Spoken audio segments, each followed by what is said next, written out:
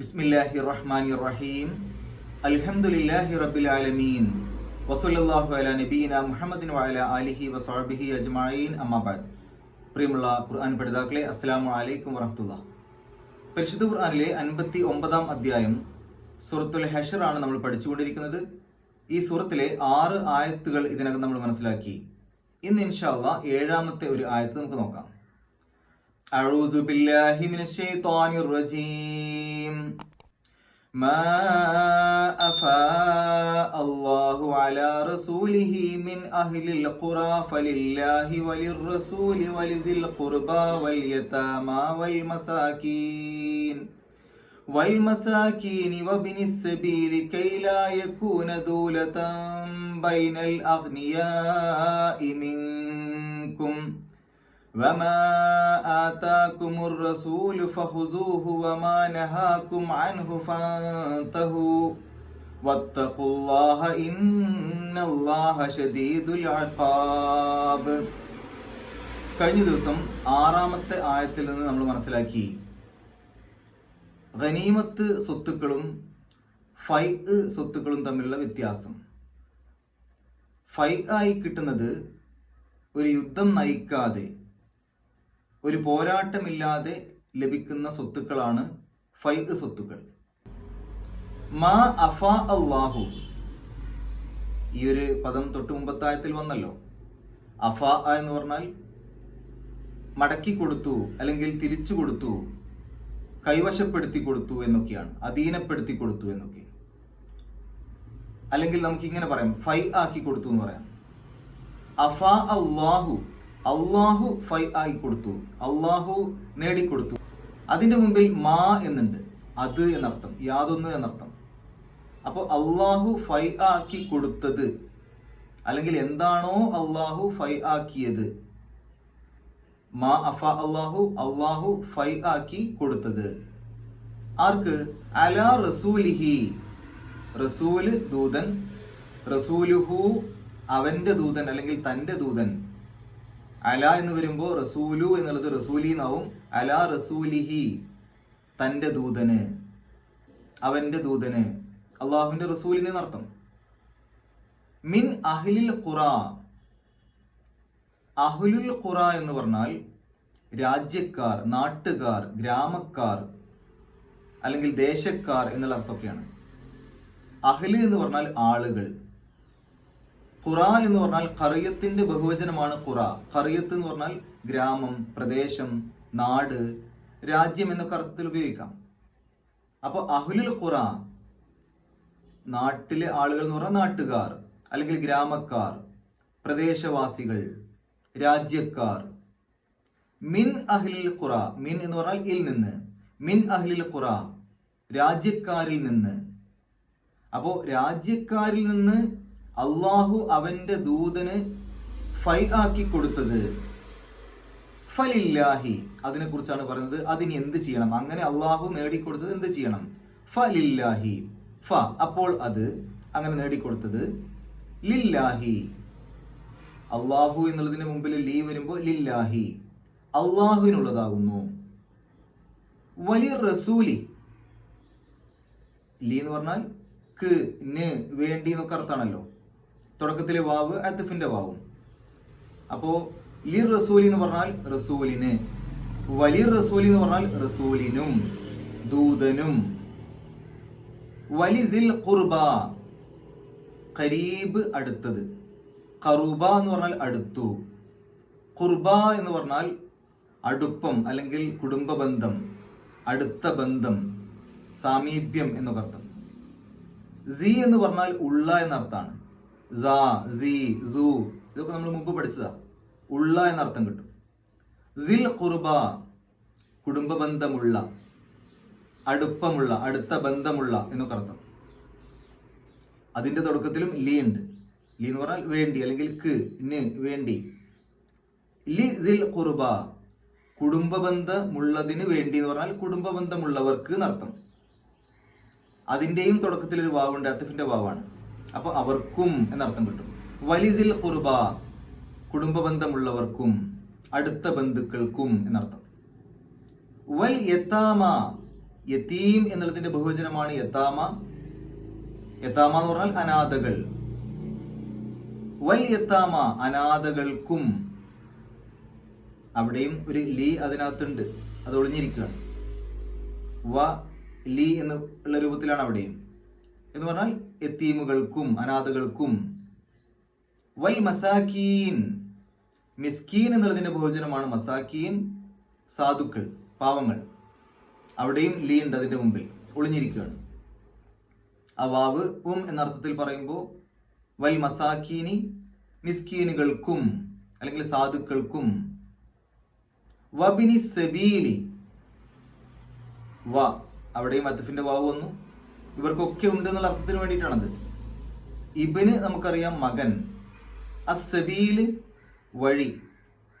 അപ്പോ ഇബ്നു സബീൽ എന്ന് പറഞ്ഞാൽ വഴിയുടെ മകൻ എന്ന് പറഞ്ഞാൽ വഴിയാധാരമായവൻ എന്നർത്ഥം. ഈ വഴിയിലൊക്കെ കുടുങ്ങിപ്പോകുന്ന ആളുകളില്ലേ, അവരെയാണ് ഇബ്നു സബീൽ എന്ന് പറയാം. വഴിയുടെ മകൻ, വഴിയാധാരമായവൻ, വഴിപോക്കൻ. അപ്പോൾ വബിനി സബീൽ എന്ന് പറഞ്ഞാലോ വഴിയാധാരമായവനും. അവിടെയും ആ വാവിന്റെ കൂടെ ഒരു ലീ ഒളിഞ്ഞിരിക്കുന്നുണ്ട്. വഴിയാധാരമായവനും വഴിപോക്കനും. അപ്പൊ ഇത്രയും ആളുകൾ എണ്ണി പറഞ്ഞു, ഇവർക്കൊക്കെ ഉള്ളതാണ് എന്നർത്ഥം. കെയ് ലാ യകൂന, കെയ് ലാ യകൂന എന്ന് പറഞ്ഞാൽ ആവാതിരിക്കാൻ വേണ്ടി. കാന എന്ന് പറഞ്ഞാൽ ആണ്, ആകുന്നു. യകൂനു അതിന്റെ മുദാരിയാണ്. യകൂനു എന്ന് പറഞ്ഞാൽ ആയിരുന്നു. ലാ യകൂനു എന്ന് പറഞ്ഞാൽ ആയിരുന്നില്ല അല്ലെങ്കിൽ ആവാതിരിക്കുക എന്നൊക്കെ അർത്ഥം. അതിന്റെ മുമ്പിൽ കൈ എന്ന് ചേർക്കുമ്പോൾ കൈ എന്ന് പറഞ്ഞാൽ അങ്ങനെ ആൻ വേണ്ടി എന്നുള്ളൊരു അർത്ഥമാണ് കിട്ടുക. കൈ ആൻ വേണ്ടി. അപ്പോ കൈ ലാ യക്കൂന ആവാതിരിക്കാൻ വേണ്ടി, ആൻ വേണ്ടി എന്നുള്ളൊരു അർത്ഥം കിട്ടാൻ കാരണം കൈ വന്നതുകൊണ്ടാണ്. ലാ യക്കൂന ഒറ്റക്ക് പറയുമ്പോൾ ആവാതിരിക്കുന്നത് അല്ലെങ്കിൽ ആയിരുന്നില്ല അങ്ങനെയൊക്കെ അർത്ഥം കൊടുക്കാം. കൈ ലാ യക്കൂന ആവാതിരിക്കാൻ വേണ്ടി. ദൂലത്തൻ, ദൗലത്ത്, ദൂലത്ത് എന്നൊക്കെ പറഞ്ഞാൽ ഗവൺമെന്റ് എന്നർത്ഥമുണ്ട്, കൈമാറ്റം ചെയ്യപ്പെടുന്നത് എന്നർത്ഥമുണ്ട്. ഇവിടെ കൈമാറ്റം ചെയ്യപ്പെടുന്നത്. ഈ ഗവൺമെന്റും ശരിക്കും അങ്ങനെയാണല്ലോ, ഒന്ന് മാറി മാറി വരുന്നതാണല്ലോ. അപ്പോ ദൂലത്തൻ കൈമാറ്റം ചെയ്യപ്പെടുന്നത്. ബൈനൽ അഗ്നിയാഇ, ബൈന ഇടയിൽ. അഗ്നിയാ, ഖനിയ് എന്ന് പറഞ്ഞാൽ ധനികൻ എന്നാണ്, പണക്കാരൻ. അതിന്റെ ബഹുവചനമാണ് അഗ്നിയാ, ധനികർ, പണക്കാർ. ഇപ്പൊ ബൈനൽ അഗ്നിയ എന്ന് പറഞ്ഞാൽ പണക്കാർക്കിടയിൽ, ധനികർക്കിടയിൽ. മിൻകും നിങ്ങളിൽ നിന്നുള്ള. വമാ ആത്താക്കും, ആത്ത എന്നുള്ളതിന്റെ അർത്ഥം നൽകി എന്നർത്ഥം. ആത്ത, റബ്ബന ആത്തിന എന്ന് നമ്മൾ പഠിച്ചിട്ടുണ്ടല്ലോ. റബ്ബന ആത്തിന, അള്ളാഹുവേ നീ ഞങ്ങൾക്ക് നൽകണേ, ആ പ്രാർത്ഥന. റബ്ബന ആത്തിന ഫി ദുനിയ. ആത്ത എന്ന് പറഞ്ഞാൽ നൽകി. ആത്താക്കും നിങ്ങൾക്ക് നൽകി. അതിന്റെ മുമ്പിൽ മാ ഉണ്ട്. ഇവിടെയൊക്കെയുള്ള ഈ മാ എന്നുള്ളത് ചോദ്യത്തിന് വേണ്ടിയിട്ടുള്ള മാ അല്ല. സാധാരണ നമ്മൾ മാ എന്ന് കേൾക്കുമ്പോൾ പെട്ടെന്ന് എന്ത് എന്നുള്ള അർത്ഥമാണെന്ന് വിചാരിക്കും. മാ എന്നുള്ളതിന് പല അർത്ഥങ്ങളുണ്ട്.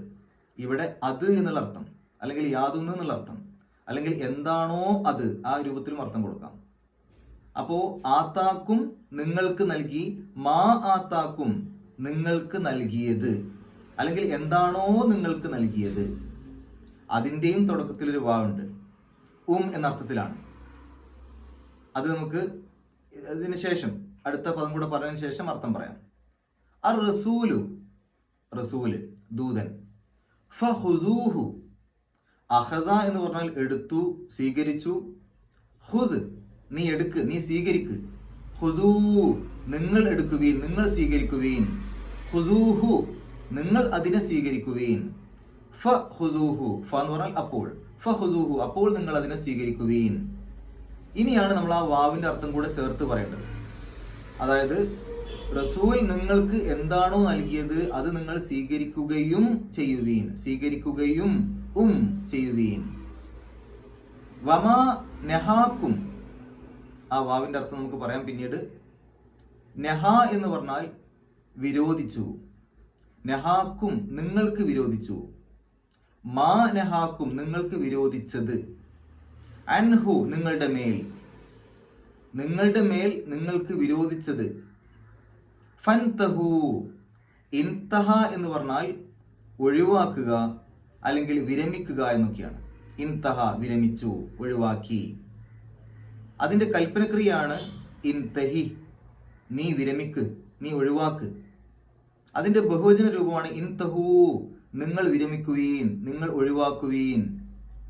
അതിന്റെ തുടക്കത്തിൽ ഒരു ഫണ്ട്, ഫൻതഹു, അപ്പോൾ നിങ്ങൾ ഒഴിവാക്കുവീൻ, അപ്പോൾ നിങ്ങൾ വിരമിക്കുവീൻ. ഇനിയാണ് ആ വാവിന്റെ അർത്ഥം പറയേണ്ടത്. തുടക്കത്തിലുള്ള വമാ നെഹാക്കും എന്നുള്ള ആ ഭാഗത്തുള്ള വാവിന്റെ അർത്ഥം, അതായത് നിങ്ങൾക്ക് എന്താണോ വിരോധിച്ചത് അത് നിങ്ങൾ ഒഴിവാക്കുകയും ചെയ്യുവീൻ, അതിൽ നിന്ന് നിങ്ങൾ വിരമിക്കുകയും ചെയ്യുവീൻ. വത്തഖുല്ലാഹ, ഇത്തഖ എന്ന് പറഞ്ഞാൽ സൂക്ഷ്മത പാലിച്ചു അല്ലെങ്കിൽ സൂക്ഷിച്ചു. അതിന്റെ കൽപ്പനക്രിയയാണ് ഇത്തഖി, നീ സൂക്ഷ്മത പാലിക്ക്. അതിന്റെ ബഹുവചന രൂപമാണ് ഇത്തഖൂ, നിങ്ങൾ സൂക്ഷ്മത പാലിക്കുവീൻ. ഇത്തഖുല്ലാഹ, നിങ്ങൾ അള്ളാഹുവിനെ സൂക്ഷിക്കുവീൻ അല്ലെങ്കിൽ അള്ളാഹുവിനോട് സൂക്ഷ്മത പാലിക്കുവീൻ. അതിന്റെ തുടക്കത്തിലുള്ള വാവിന്റെ അർത്ഥം കൂടെ ചേർത്ത് പറയുമ്പോൾ വത്തഖുല്ലാഹ, നിങ്ങൾ അള്ളാഹുവിനെ സൂക്ഷിക്കുകയും ചെയ്യുവീൻ. എന്നുള്ള അർത്ഥം കിട്ടും ആ വാവ് വരുമ്പോൾ. ഇന്നല്ലാഹ, ഇന്ന നിശ്ചയമായും, ഇന്നല്ലാഹ നിശ്ചയമായും അള്ളാഹു, തീർച്ചയായും അള്ളാഹു. ഷദീദുൽ ഇഖാബ്, ഷദീദ് കഠിനമായവനാണ്. അൽ ഇഖാബ്, ഇഖാബ് എന്നുള്ള ഈ ഒരു ഷദീദുൽ ഇഖാബ് എന്നുള്ള പദപ്രയോഗം നമ്മൾ മുമ്പ് പഠിച്ചിട്ടുണ്ട് ഇതേ സൂറത്തില്. ഇഖാബ് എന്ന് പറഞ്ഞാൽ ശിക്ഷയുടെ കാര്യത്തിൽ, പ്രതികാരത്തിന്റെ കാര്യത്തിൽ, പ്രതികാര നടപടിയുടെ വിഷയത്തിൽ. അപ്പോ ഇന്നല്ലാഹ ഷദീദുൽ ഇഖാബ്, അള്ളാഹു ശിക്ഷാ നടപടിയുടെ കാര്യത്തിൽ കഠിനമായവനാണ്. ഇപ്പൊ നമ്മൾ പദങ്ങൾ പരിചയപ്പെട്ടു. ഇനി നമുക്ക് ഈ ആയത്തിന്റെ ഒന്നിച്ചുള്ള അർത്ഥം നോക്കാം. മാ അഫാ അല്ലാഹു അലാ റസൂലിഹി മിൻ അഹ്ലിൽ ഖുറ, അള്ളാഹു അവന്റെ ദൂതന് രാജ്യക്കാരിൽ നിന്ന് ഫൈ ആക്കി കൊടുത്തത് അല്ലെങ്കിൽ നേടിയെടുത്തു കൊടുത്തത്, കൈവരുത്തി കൊടുത്തത്. ഫലില്ലാഹി വലിർ റസൂലി വലിസിൽ ഖുർബ വൽ യതാമ വൽ മസാകീനി വബിനി സബീലി, അത് അള്ളാഹുവിനും അവന്റെ ദൂതനും അവന്റെ അടുത്ത ബന്ധുക്കൾക്കും അനാഥകൾക്കും പാവങ്ങൾക്കും വഴിപോക്കനും ഉള്ളതാകുന്നു. കെയ്ല യകൂന ദൂലത്തം ബൈനൽ അഗ്നിയാഇ മിൻകും, നിങ്ങളിലെ ധനികർക്കിടയിൽ മാത്രം അത് കൈമാറ്റം ചെയ്യപ്പെടാതിരിക്കാൻ വേണ്ടി. വമാ ആതാക്കുമുർ റസൂലു ഫഖുദൂഹു, അള്ളാഹുവിന്റെ ദൂതൻ എന്താണോ നിങ്ങൾക്ക് നൽകിയത് അത് നിങ്ങൾ സ്വീകരിക്കുക.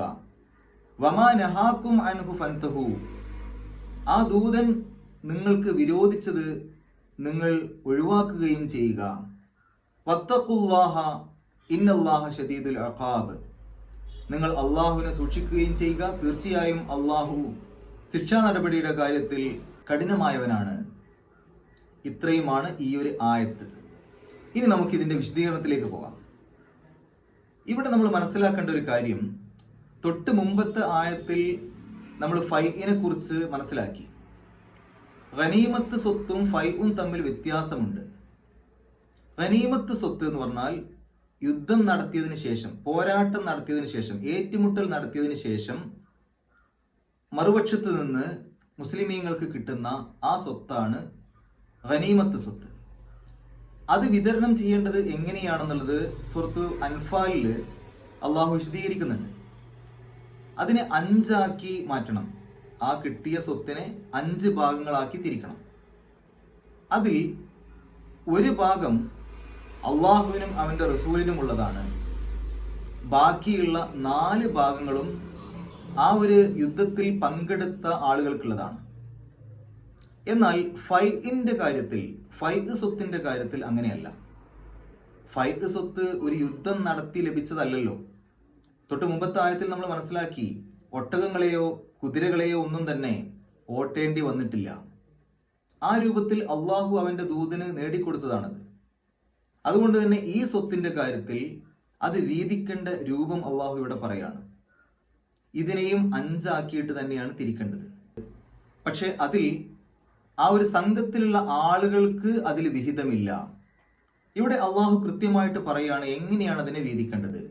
മാ അഫാ അല്ലാഹു അലാ റസൂലിഹി, അള്ളാഹുവിന്റെ ദൂതന് അവൻ ഫൈ ആക്കി കൊടുത്തത്, അല്ലെങ്കിൽ തിരിച്ചു കൊടുത്തത്, നേടിയെടുത്തു കൊടുത്തത്.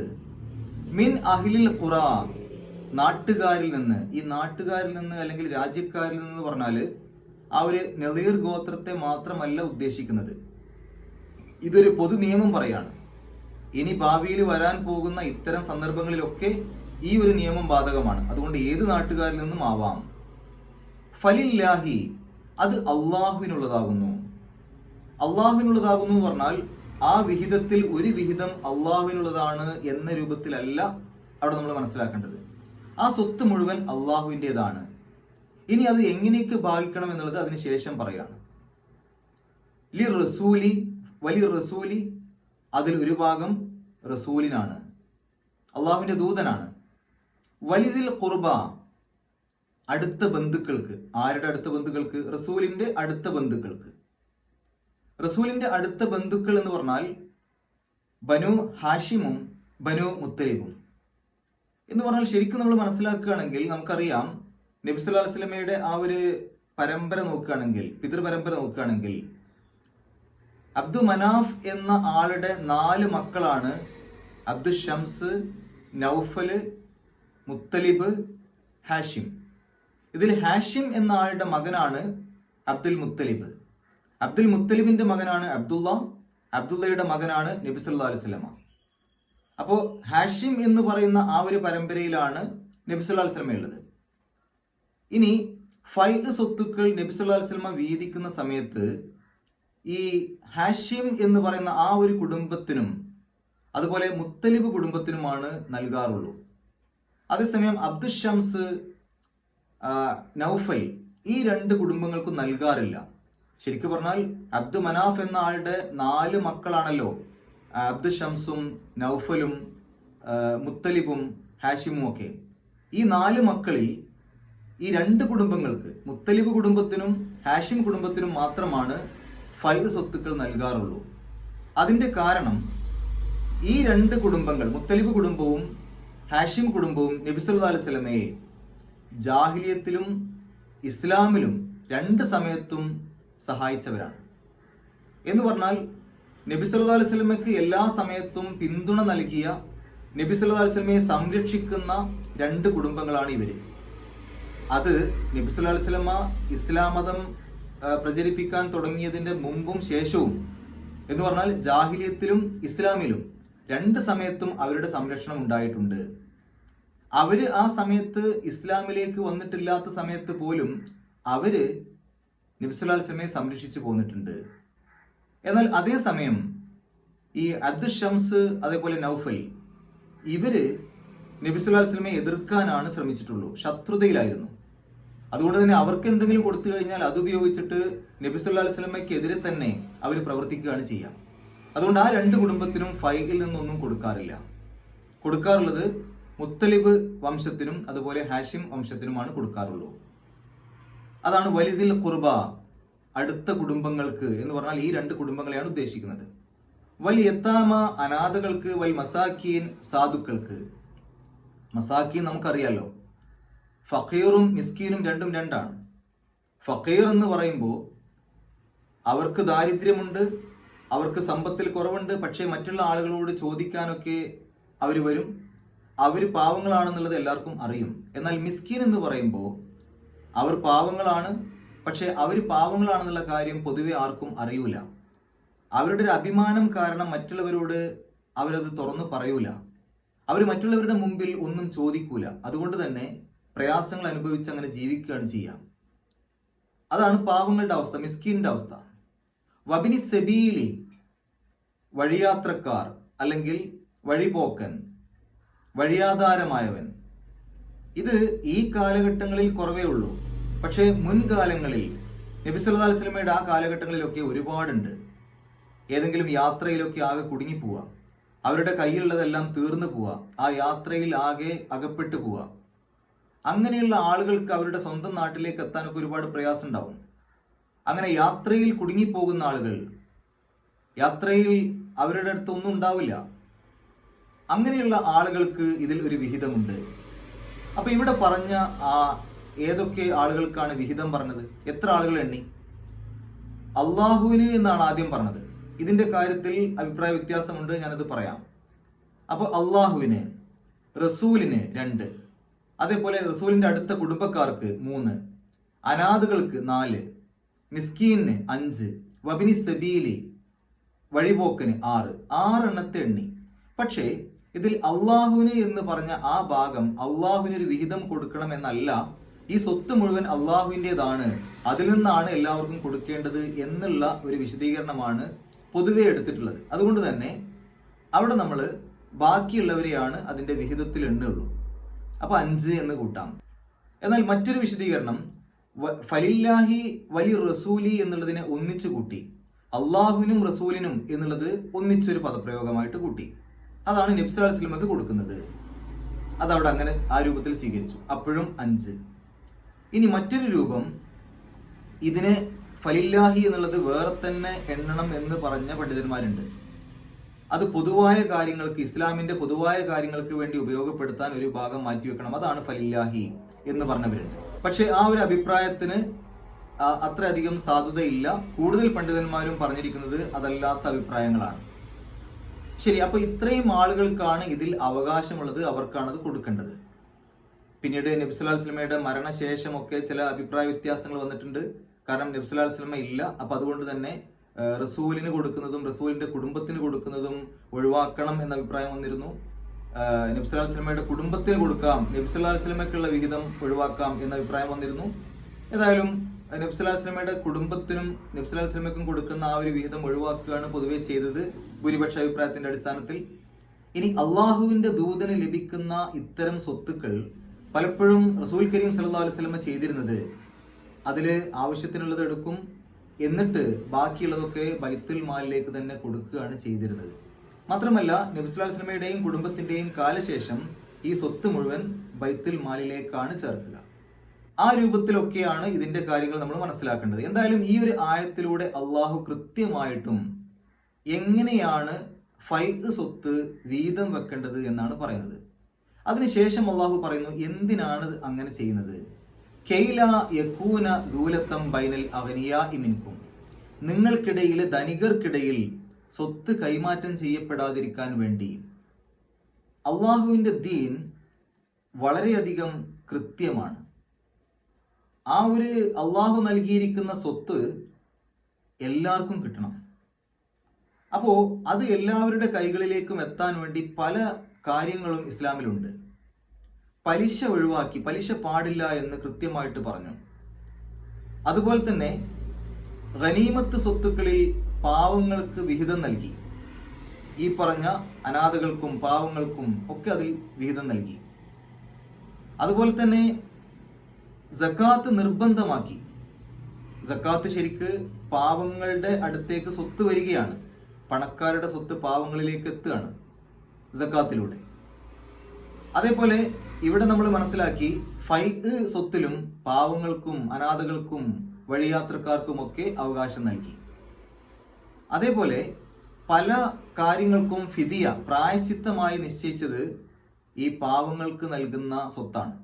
അപ്പൊ ഈ രൂപത്തിലൊക്കെ പണക്കാരുടെ സ്വത്ത് പാവങ്ങളിലേക്ക് എത്താനുള്ള മാർഗം ഇസ്ലാം സ്വീകരിച്ചു. അതല്ലായിരുന്നുവെങ്കിൽ പണക്കാരുടെ കൈകളിലുള്ള പണം പണക്കാരിൽ മാത്രമായിട്ട് ഒതുങ്ങുന്നൊരവസ്ഥയാണ് ഉണ്ടാവുക. അപ്പൊ അതില്ലാതിരിക്കാൻ വേണ്ടി എന്നാണ് അള്ളാഹു ഇവിടെ സൂചിപ്പിച്ചത്. വമാ ആതാകുമുർ റസൂലു ഫഖുദൂഹു വമാ നഹാകും അൻഹു ഫൻതഹു. വളരെ പ്രധാനപ്പെട്ട ഒരു ഭാഗമാണത്. അള്ളാഹുവിന്റെ റസൂൽ എന്താണോ നിങ്ങൾക്ക് നൽകിയത് അത് നിങ്ങൾ സ്വീകരിക്കുക, എന്താണോ വിരോധിച്ചത് അത് നിങ്ങൾ ഒഴിവാക്കുകയും ചെയ്യുക.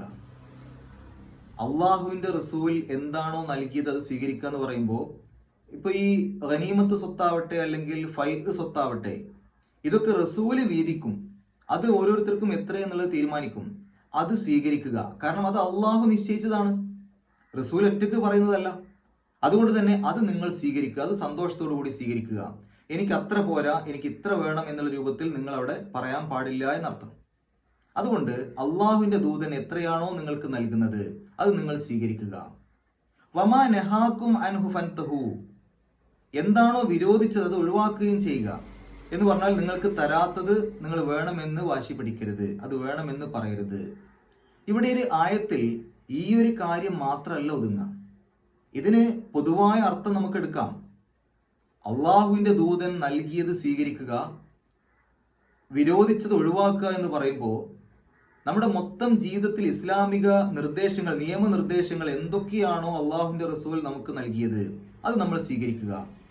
അള്ളാഹുവിൻ്റെ റസൂൽ സല്ലല്ലാഹു അലൈഹി വസല്ലമ പാടില്ല എന്ന് പറഞ്ഞത് ഒരിക്കലും നമ്മൾ ചെയ്യരുത്.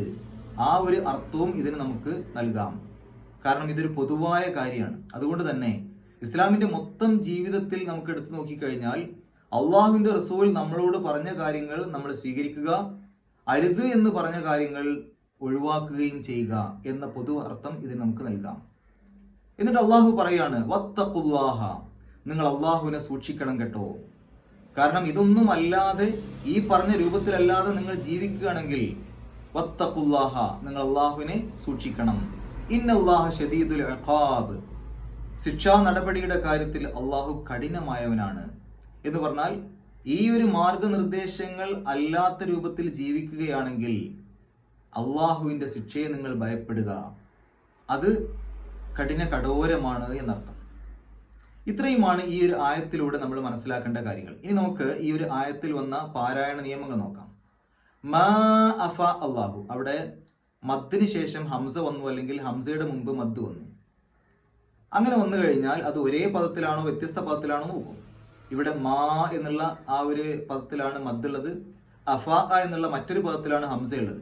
അപ്പോൾ മദ്ദും ഹംസയും അടുത്തടുത്താണെങ്കിലും വ്യത്യസ്ത പദങ്ങളിലാണ്. അതുകൊണ്ട് 4 or 5 അക്ഷരങ്ങളുടെ ദൈർഘ്യം വരെ നീട്ടാൻ അനുവാദമുണ്ട്, നിർബന്ധമില്ല. മദ് മുൻഫസിൽ എന്ന് പറയും. അപ്പോൾ അവിടെ മാ അഫ അള്ളാഹ്. തുടക്കത്തിലുള്ള മീമിനൊരു ഷദ് ഉണ്ട് അല്ലേ? സാധാരണ ഈ ഒരു ആയത്ത് ഇവിടുന്ന് ഓതി പോകുമ്പോൾ ആ ഷദ് നമ്മൾ നോക്കേണ്ടതില്ല, വെറുതെ മാ അഫ അള്ളാഹു എന്ന് പറഞ്ഞാൽ മതി. അതേസമയം തൊട്ട് മുമ്പത്തെ ആയത്ത് അവിടെ നമ്മൾ നിർത്താതെ അത് ഇങ്ങോട്ട് കൂട്ടി ഓതുകയാണെങ്കിലാണ് ആ മീമിന്റെ ഷദ് അവിടെ ബാധകാവുക. ഇനി അഫാ, അവിടെ മദ്ദും ഹംസയും വന്നു, പക്ഷെ അത് ഒരേ പദത്തിന്റെ ഉള്ളിലാണ് വന്നത്, അടുത്തടുത്ത്. അങ്ങനെ വരുമ്പോൾ ഒരേ പദത്തിന്റെ ഉള്ളിൽ അടുത്തടുത്ത് മദ്ദും ഹംസയും വരുമ്പോൾ നിർബന്ധമാണ് 4 or 5 അക്ഷരങ്ങളുടെ ദൈർഘ്യം നീട്ടൽ. അപ്പൊ അതിനെ മദ് മുത്തസിൽ എന്ന് പറയും. ഇനി അലാ റസൂലിഹി എന്ന് കഴിഞ്ഞിട്ട് അവിടെ ഹി ഉണ്ട്, ഹ ഉലമീർ ഉണ്ട്, റസൂലിഹി അവസാനത്തിൽ. അങ്ങനെ കണ്ടു കഴിഞ്ഞാൽ, ഹ ഉലമീർ കണ്ടു കഴിഞ്ഞാൽ അതിന്റെ മുമ്പും ശേഷമുള്ള അക്ഷരങ്ങൾക്ക് ഹർക്കത്ത് ഉണ്ടോ നോക്കണം. ഉണ്ടെങ്കിൽ, 2 സൈഡിലും ഹർക്കത്ത് ഉണ്ടെങ്കിൽ 2 അക്ഷരത്തിന്റെ ദൈർഘ്യം വരെ നീട്ടാം. ഹർക്കത്ത് ഒരു സ്ഥലത്ത് മാത്രമോ അല്ലെങ്കിൽ 2 സ്ഥലത്തും ഇല്ലാത്ത അവസ്ഥ വന്നു കഴിഞ്ഞാൽ അതിനെ നീട്ടാൻ പാടില്ല.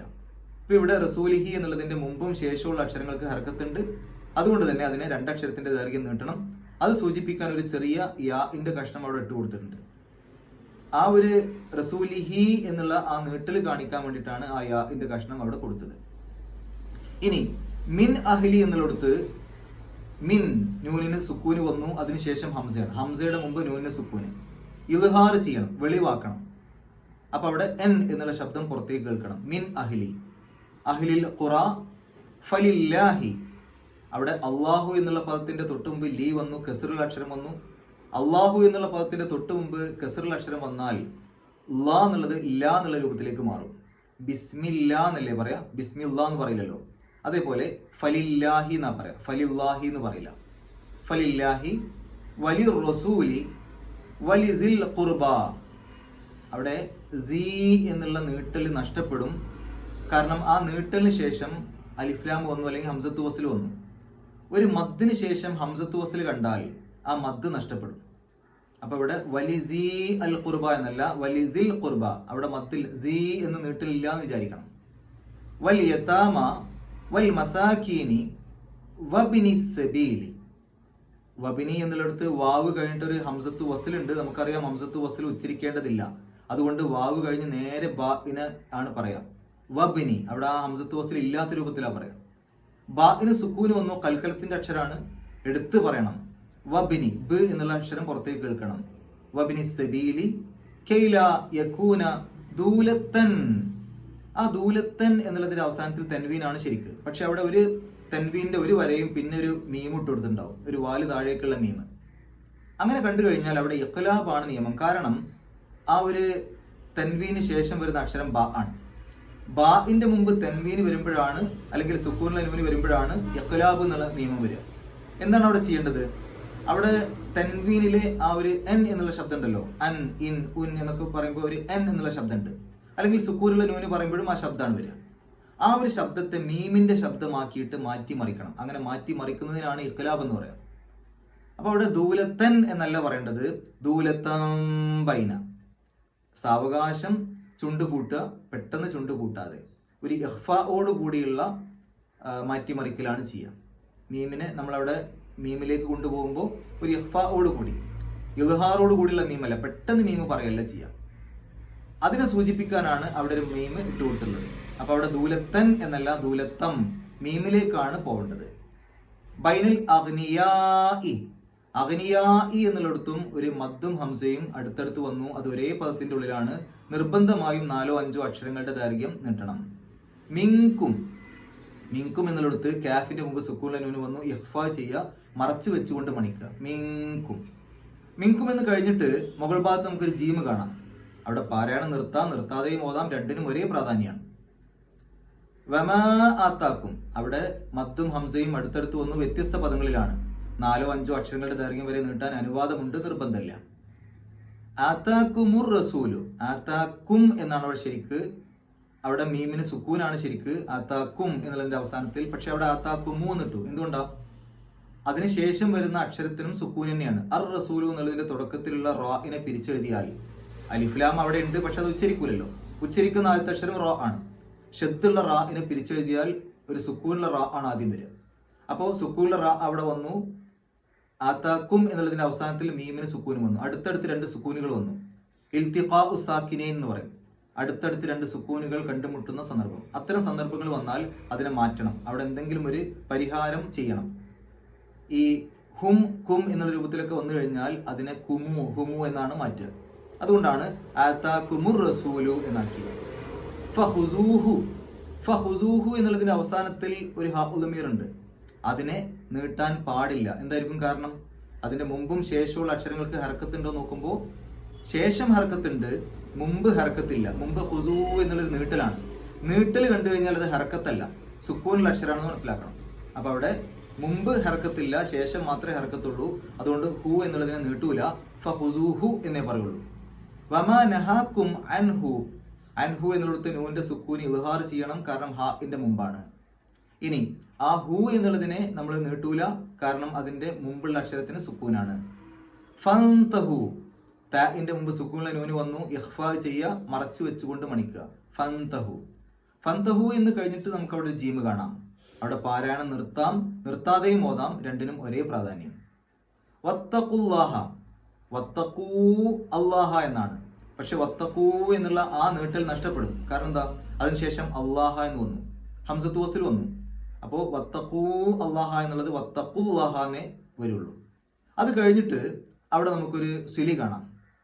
ആ സ്വിലി കണ്ടു കഴിഞ്ഞാൽ അവിടെ പാരായണം നിർത്താം, നിർത്താതെയും ഓതാം. പക്ഷേ നിർത്താതെ കൂട്ടി ഓതലിനാണ് പ്രാധാന്യം, അതാണ് കൂടുതൽ ഉത്തമം. ഇനി അവിടെ നിർത്തുകയാണെങ്കിൽ വത്തഖുല്ലാഹ്, അല്ലാഹ എന്ന് പറയില്ല. അവിടെ നിർത്തുകയാണെങ്കിൽ ആ അല്ലാഹ് എന്ന് പറഞ്ഞിട്ടാണ് നിർത്തുക, വത്തഖുല്ലാഹ് എന്നുള്ള രൂപത്തിൽ. അങ്ങനെയാകുമ്പോൾ അല്ലാഹ് എന്നുള്ള നീട്ടൽ 6 അക്ഷരത്തിന്റെ ദൈർഘ്യം വരെ നീട്ടാം. ഇനി അവിടെ നിർത്താതെ പോവുകയാണെങ്കിൽ, അങ്ങനെയാണെങ്കിൽ വത്തഖുല്ലാഹ എന്ന് സാധാരണ എഴുതിയ പോലെ തന്നെ പാരായണം ചെയ്യുക. ഇന്നല്ലാഹ, ഇന്ന നൂന്റെ ശബ്ദം മണിക്കുക. ഷദീദുൽ ഇഖാബ് അവസാനത്തെ ബാഇന് സുക്കൂൻ ഇട്ടിട്ട് നിർത്തുക. അപ്പോൾ അത് കൽക്കലത്തിന്റെ അക്ഷരവും. അത് എടുത്ത് പറയണം, കുറച്ച് കട്ടിയിൽ പറയണം. പാരായണം നിർത്തലും കൂടി ആയതുകൊണ്ട് കുറച്ച് അധികം കട്ടിയിൽ പറയണം.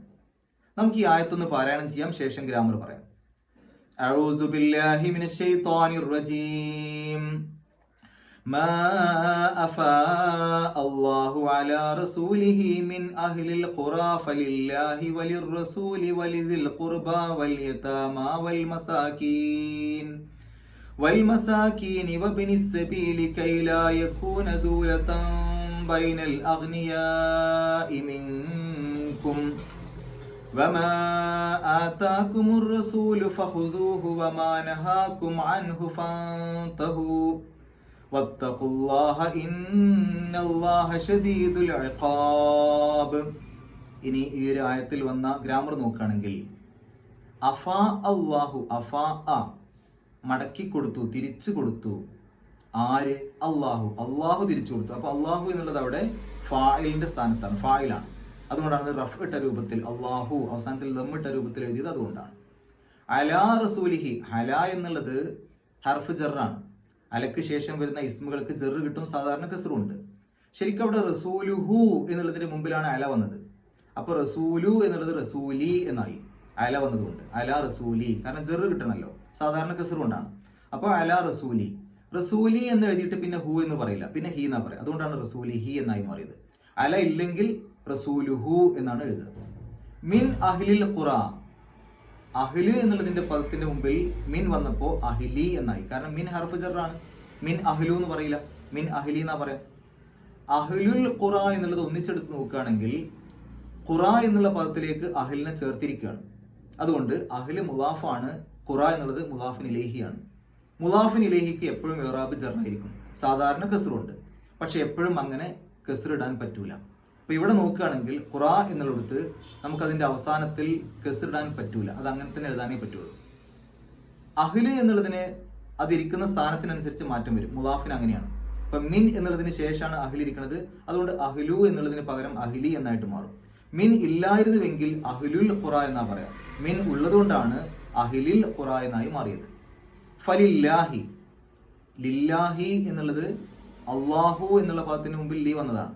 അതുകൊണ്ട് അള്ളാഹു എന്നുള്ളതിന്റെ അവസാനത്തിൽ ലമ്മുണ്ട്, അത് ലീ വരുമ്പോൾ ലില്ലാഹി കസ്റായിട്ട് മാറും, കാരണം ലീ എന്നുള്ളത് ഹർഫ് ജറാണ്.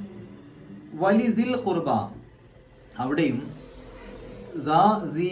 അതിന്റെ മുമ്പിൽ ലീ വന്നപ്പോൾ ദി എന്നാണ് ഉപയോഗിക്കുക, എന്ന് ഉപയോഗിക്കൂല. ഇനി ദിൽ ഖുർബ എന്നുള്ളത് ഒന്നിച്ചെടുക്കുകയാണെങ്കിൽ ഖുർബ എന്നുള്ള പദത്തിലേക്ക് ദി എന്നുള്ളതിനെ ചേർത്തു.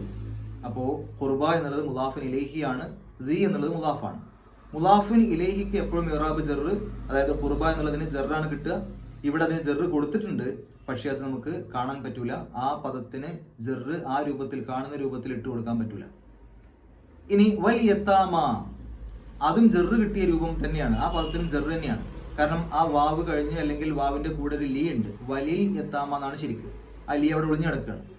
അല്ലെങ്കിൽ തൊട്ട് മുമ്പ് പറഞ്ഞ ആ വലിസിൽ ഖുർബ എന്നുള്ള ആ ലീയിലേക്ക് ഈ പദമൊക്കെ മഅതൂഫ് ചെയ്യപ്പെട്ടു എന്ന് പറയും. അതിലേക്ക് ഇതൊക്കെ മഅതൂഫാണെന്ന് പറയും. എന്ന് പറഞ്ഞാൽ ആ ലീ ഇവിടെയൊക്കെ ബാധകമാണ്. ആ തുടക്കത്തിൽ പറഞ്ഞ വലിസിൽ ഖുർബ എന്നുള്ളതിലെ ലീ ഇങ്ങോട്ടൊക്കെ ബാധകമാണ്. അല്ലെങ്കിൽ ഇവിടെ പറഞ്ഞ ഈ വാവിന്റെ കൂടെ ലീ ഒളിഞ്ഞിരിക്കുന്നുണ്ട്, എങ്ങനെ വേണമെങ്കിലും പറയാം. അങ്ങനെയാണെങ്കിൽ ആ യത്താമ എന്നുള്ള പദവും ജറ് കിട്ടിയ പദമാണ്. സാധാരണ കസ്ർ കൊണ്ടാണെങ്കിലും ഈ ഒരു പദത്തിന് യത്താമ എന്ന് പറയുമ്പോൾ അതിന്റെ അവസാനത്തിൽ ജറ് കാണിക്കാൻ പറ്റൂല. അവിടെ ജറ് ഉണ്ട്, പക്ഷെ അത് കാണിക്കാൻ പറ്റൂല. വൽ മസാക്കീൻ, അവിടെയും ലീ ഉണ്ട്, അല്ലെങ്കിൽ തൊട്ട് മുമ്പ് പറഞ്ഞ ആ ലീയിലേക്ക് ഇത് മഅതൂഫാണ്. അങ്ങനെയാവുമ്പോൾ മസാക്കീനി എന്ന അവിടെ നമുക്ക് കസ്ർ ഇട്ട് കൊടുക്കാൻ പറ്റുന്ന പദമാണ്. അതുകൊണ്ടാണ് മസാക്കീനി എന്ന് എഴുതിയത്. വബിനി സബീലി, അവിടെ വബിനി എന്ന് എഴുതാൻ കാരണം അവിടെയും ആ ലീ ഉണ്ട്, അല്ലെങ്കിൽ ഈ ഒരു പദം ആ ലീയിലേക്ക് മഅതൂഫ് ചെയ്യപ്പെട്ടു. അതുകൊണ്ട് അവിടെ ലീ ഉണ്ട്, അല്ലെങ്കിൽ ലീയിലേക്ക് ഇതിനെ മഅതൂഫ് ചെയ്തുകൊണ്ട് ഇതിനും ജറ് കിട്ടി. അതുകൊണ്ടാണ് ഇബ്നി എന്ന് എഴുതിയത്. ഇനി ഇബ്നു സബീൽ എന്ന് എടുക്കുകയാണെങ്കിൽ സബീൽ എന്നുള്ള പദത്തിലേക്ക് ഇബ്നെ ചേർത്തു. അപ്പൊ സബീൽ എന്നുള്ളത് മുലാഫിൻ ഇലൈഹിയാണ്. മുലാഫിൻ ഇലൈഹിക്ക് എപ്പോഴും ഇറാബ് ജറാണ്. അതുകൊണ്ടാണ് സബീലി എന്ന് എഴുതിയത്. അപ്പൊ അവിടെ ആ ഒരു ലീയിലേക്ക് മഅതൂഫ് ചെയ്തിട്ടില്ലായിരുന്നുവെങ്കിൽ ഇബ്നു സബീലി എന്നാ പറയാം. ആ ലീയിലേക്ക് മഅതൂഫ് ചെയ്തുകൊണ്ടാണ് ഇബ്നി സബീലി എന്നായി മാറിയത്. ഇനി കൈ ലാ യകൂന, കൈ എന്നുള്ള പദം അത് വന്നു കഴിഞ്ഞാൽ അതിനുശേഷം വരുന്ന മുളാരി ആയിട്ടുള്ള ക്രിയകൾക്ക് നെസ്ബ് കിട്ടണം. സാധാരണ ഫത്ഹുണ്ട്. അൻ, ലൻ, ഇദൻ, കൈ ഇങ്ങനെയുള്ള പദങ്ങളൊക്കെ ഉണ്ട്. ഈ പദങ്ങൾ വന്നാൽ അതിനുശേഷം വരുന്ന മുളാരി ആയിട്ടുള്ള ക്രിയകൾക്ക് നെസ്ബാണ് കിട്ടുക. ഇപ്പോൾ യക്കൂന അല്ലെങ്കിൽ ലാ യക്കൂന എന്ന് വരാൻ കാരണം കൈ വന്നതുകൊണ്ടാണ്. കൈ യക്കൂന അല്ലെങ്കിൽ കൈ ലാ യക്കൂന എന്നാണ് പറയാം. യക്കൂനു എന്നാണ് ശരിക്കും മുളാരി. അതിന്റെ മുമ്പിൽ കൈ വന്നതുകൊണ്ടാണ്, ഒരു ലാ അതിന്റെ ഇടക്കുണ്ട് എങ്കിൽ പോലും കൈ വന്നതുകൊണ്ടാണ് കൈ ലാ യക്കൂന എന്നായി മാറിയത്. ഇനി ബൈനൽ അഗ്നിയ എന്ന് എടുക്കുകയാണെങ്കിൽ ഈ ബൈന എന്നുള്ള പദം അത് ലർഫ് മക്കാനാണ്. ലർഫ് മക്കാൻ എന്ന് പറഞ്ഞാൽ ഒരു സ്ഥാനത്തെ കുറിക്കുന്ന പദമാണ്.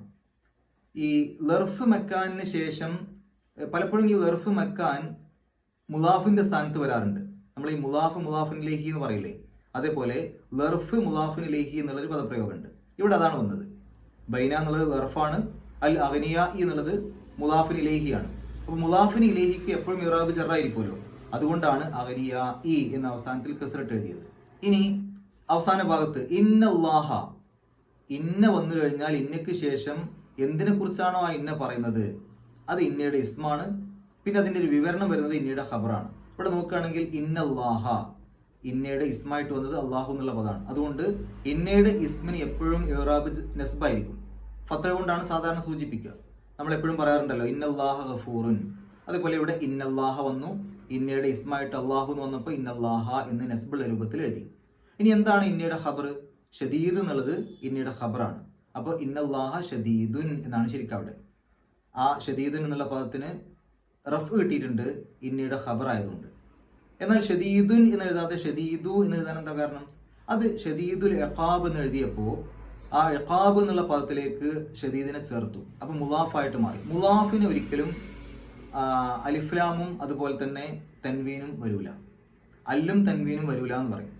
അപ്പോൾ അതുകൊണ്ട് തൻവീൻ ഒഴിവാക്കി ലമ്മ് മാത്രമാക്കി. അതുകൊണ്ടാണ് ഷദീദുൽ ഇഖാബ്. ഇഖാബ് എന്നുള്ളത് മുലാഫിൻ ഇലൈഹിയാണ്, അതിന് ഇറാബ് ജറാണ്, സാധാരണ കസറുണ്ട്, അതവിടെ ഇട്ട് കൊടുത്തിട്ടുമുണ്ട്. ഇത്രയും കാര്യങ്ങളാണ് ഈ ഒരു ആയത്തിൽ നമ്മൾ മനസ്സിലാക്കേണ്ടത്. അള്ളാഹു പരിശുദ്ധ ഖുർആൻ ഏറ്റവും നല്ല രൂപത്തിൽ പഠിക്കുവാനും അത് ജീവിതത്തിൽ പകർത്തുവാനും കഴിവിന്റെ പരമാവധി മറ്റുള്ള ആളുകൾക്ക് എത്തിച്ചു കൊടുക്കുവാനുമുള്ള സന്മനസ്സും തൗഫീക്കും സൗഭാഗ്യവും നമുക്ക് ഏവർക്കും പ്രദാനം ചെയ്യുമാറാകട്ടെ. വാഹൃദാന അൽഹംദുലില്ലാഹി റബ്ബിൽ ആലമീൻ. അസ്സലാമു അലൈക്കും വറഹ്മത്തുള്ളാഹി.